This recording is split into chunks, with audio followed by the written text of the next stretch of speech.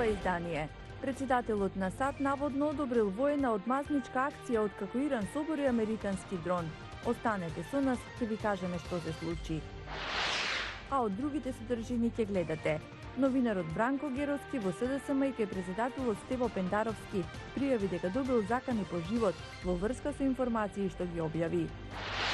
Гласот на Америка ви ја пренесува сликата како живеат бегалците на Табановце.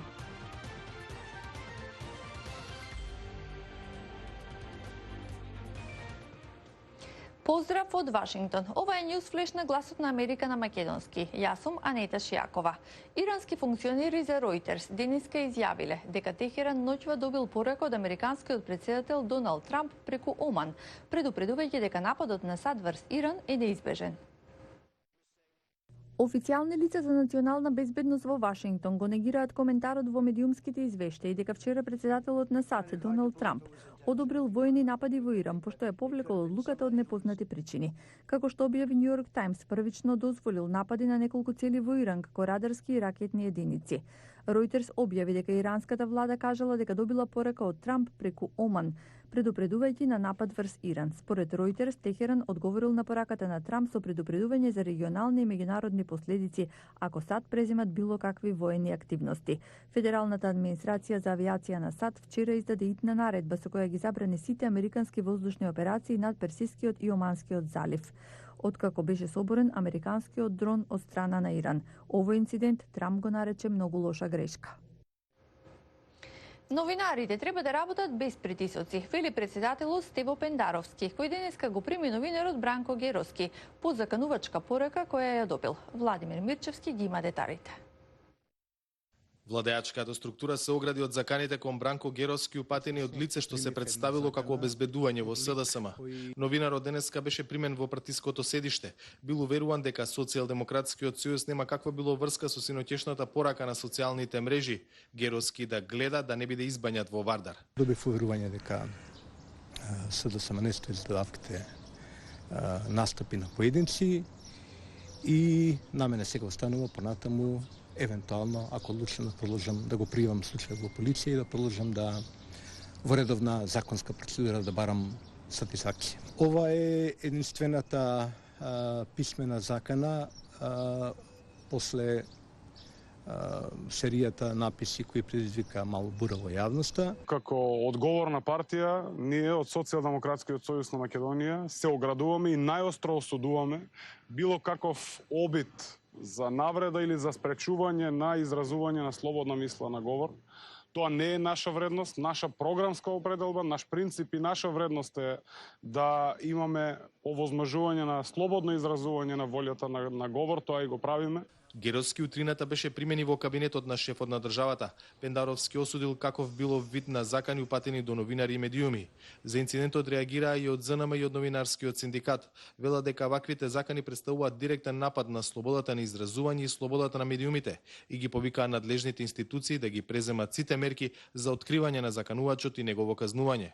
Станува збор за известен Борче Гиновски, за кого беа објавени фотографии на кои тој заедно со функционери од владеачкиот СДСМ. За Гласот на Америка, од Скопје, Владимир Мирчевски. 20 на момчиња од Авганистан, Пакистан и Бангладеш престојуваат во транзитниот центар Табановце. Таму се крепнуваат од долгиот пат и деновите пешачење по патишта, пруги и планини. Огнен Чанчаревиќ разговараше со некој од нив.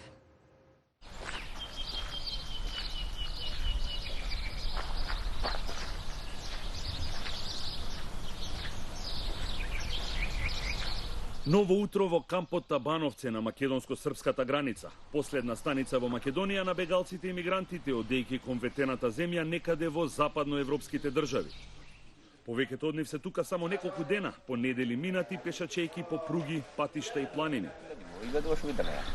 Некој веднаш се обидува да контактира со семејството и пријателите, крои план како и кога да го продолжи патот, а некој пак го користи времето за молитва. Сите велат дека тука ќе бидат неколку дена додека да закрепнат, соберат енергија и да им заздрават раните на нозете, а потоа продолжуваат понатаму. Сите освен ово 18 годишно момче од Авганистан, тој ќе остане во кампот. Го изгубил стапалото обидувајќи се да се качи на воз во движење кај Гевгелија. Семејството не знае за страшната повреда, а тој упорно ја крие додека разговара со нив преку социјалните мрежи. We believe in a God, so whatever we do, so he gonna. Околу пладне полициска патрола носи група бегалци од Бангладеш. Залутале во Куманово, каде и биле пронајдени. Исплашени чекаат пред бараките, не знаејќи што ќе им се случи понатаму. Грчот попушта кога ќе заврши процедурата на службениците, кои ќе ги спроведат до кујната и тоалетите.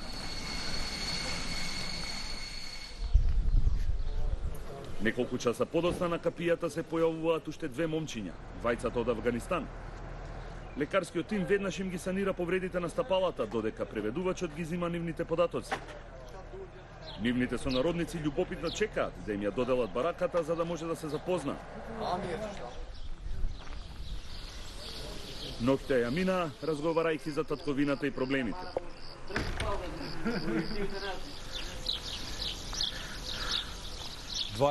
јуни меѓународен ден на бегалците. Додека надвор се славеше и прославуваше оваа дата овде, во кампот на Бановце, не се случуваше ништо. Никој од надлежните не дојде да ги посети 20-тината бегалци кои што се тука во кампот, но и вработените и волонтерите, за да ги праша како се и дали е потребно нешто. Никој од бегалците не ни знаеше што значи 20 јуни. Тие се тука на границата меѓу Македонија и Србија, ни на небо ни на земја. Велат наредните 2-3 дена ќе останат, а потоа го продолжуваат својот пат кон Европа, кон непознатото.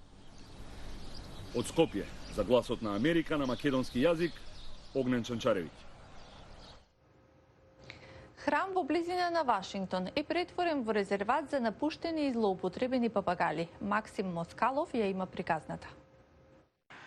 Будистичкиот храм Кунзан се наоѓа на 50 километри северно од Вашингтон. Но наместо целосна тишина, посетителите таму наидуваат на крици и гракања.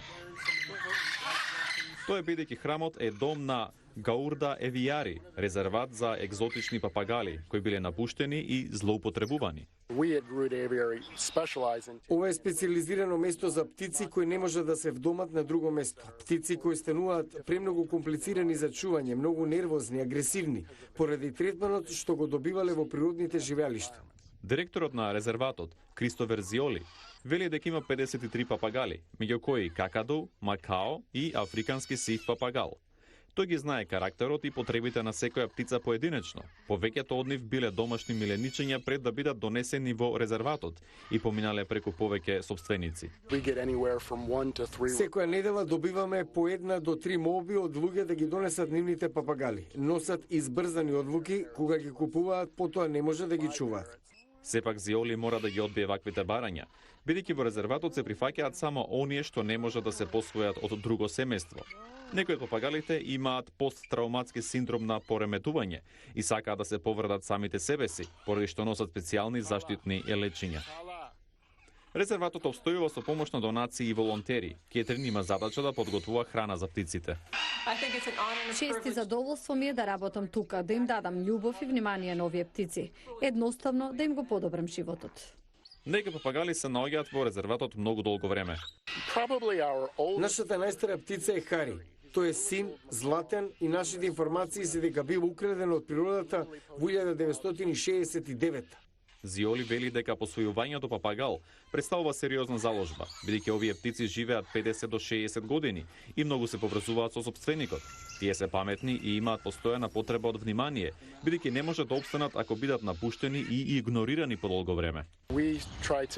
Се обидуваме да ги информираме граѓаните дека папагалите треба да бидат оставени во природа и да не се третираат како домашни миленици. Не е невозможно, вели Зиоли, да се оствари долга врска со екзотичен папагал. Потребно е само долго време, посветеност и ресурси, исто како секоја врска која е базирана на внимание, почит и пред се љубов. Го гледавте News Flash на гласот на Америка на македонски. Ви благодарам на вниманието. Имајте пријатен викенд.